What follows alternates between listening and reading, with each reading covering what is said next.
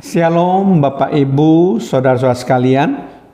Kita berjumpa kembali dengan acara yang kita cintai ini, yaitu acara Manarema hari ini. Kita terus-menerus belajar firman Tuhan, karena kita tidak dapat hidup tanpa pimpinan daripada firman Tuhan dalam dunia yang penuh dengan kejahatan ini. Karena manusia bukan hidup hanya dari roti saja, tetapi dalam setiap perkataan yang keluar dari mulut Allah. Mari kita buka acara Manarema hari ini dengan doa terlebih dahulu. Terima kasih Tuhan kalau kami boleh kembali bertemu dengan acara Manarema hari ini, di mana kami ingin belajar terus mengenai firman Tuhan berupa renungan firman Tuhan singkat yang selalu mengajar kami setiap hari, supaya kehidupan kami setiap hari boleh penuh dengan firman-Mu. Firman-Mu yang menjadi penuntun dalam kehidupan kami, pedoman dalam perjalanan hidup kami. Kiranya Roh Kudus tetap memimpin kami, memberikan kepada kami pengertian-pengertian yang baru, di dalam nama Tuhan Yesus Kristus. Haleluya. Amin. Shalom Bapak Ibu, saudara-saudara sekalian. Kali ini kita akan membahas topik mengenai siapakah pemimpin rohani itu, bagian yang kedua. Sekali lagi, topik yang kita akan bahas adalah siapakah pemimpin rohani itu, bagian yang kedua. Nah, pada kesempatan yang lalu kita sudah membahas siapakah pemimpin rohani itu, bagian yang pertama. Kali ini kita akan membahas siapakah pemimpin rohani itu, bagian yang kedua. Menurut Richard and Clyde Holtke dalam bukunya A Theology of Church Leadership, dan juga menurut William D. Lawrence dalam bukunya Distinctive of Christian Leadership, dan menurut John Adair dalam bukunya Inspiring Leadership, saya simpulkan dan saya kumpulkan mengenai siapakah seorang pemimpin rohani itu. Nah, dari ketiga buku itu disebutkan dan diterangkan bahwa seorang pemimpin rohani adalah pemimpin yang menghambakan diri, atau disebut a servant leader, atau disebut pemimpin pelayan. Ini dapat dibaca dalam ayat Lukas 22 ayat 26, Markus pasal 10 ayat 43b sampai 44. Kemudian yang kedua, pemimpin rohani itu adalah pemimpin yang menempatkan posisinya di bawah kontrol Kristus. Kita baca dalam Matius pasal 23 ayat yang ke-10, Yohanes pasal 13 ayat yang ke-13.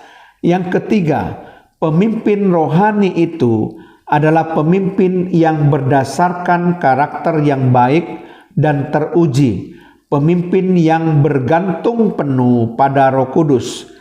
Ayat yang dapat kita baca adalah 1 Korintus 12 ayat 4 dan 7, serta Roma pasal 12 ayat yang ke-6. Kemudian kita akan melihat yang keempat.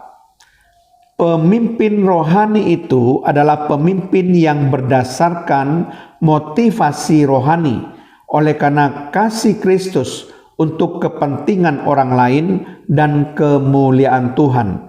Kita baca di dalam Markus pasal yang ke-10 ayat 42 sampai 43 bagian A. Kemudian kita akan menyelidiki siapakah pemimpin rohani itu pada bagian yang kelima. Pemimpin rohani adalah pemimpin yang mendasarkan otoritasnya pada pengorbanan, bukan arogansi berdasarkan rasa superioritas. Kita baca di dalam Injil Markus pasal yang ke-10 ayat yang ke-45. Nah, itulah 5 hal yang harus diketahui mengenai pemimpin rohani menurut ketiga pakar leadership tadi. Di samping itu, seorang pemimpin rohani harus mampu meninggalkan kesan baik dan positif yang tidak dapat dihilangkan begitu saja.